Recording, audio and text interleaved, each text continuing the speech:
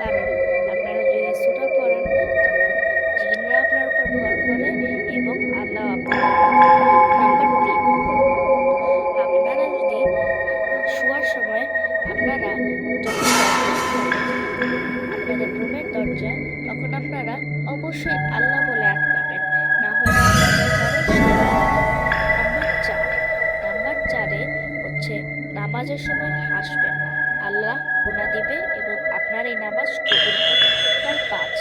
৫ নাম্বারে আপনারা কেউ যদি নামাজ পড়ে ওনাদেরকে হাসাবেন না, এটিও কিন্তু অনেক গুনাহ দিবে।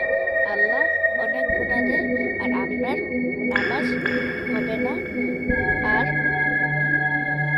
যে হাসবে তারও গুনাহ হবে। তো এই ৫টি জিনিস কখনোই করবেন না। ভালো থাকবেন, সুস্থ থাকবেন। আল্লাহ হাফেজ।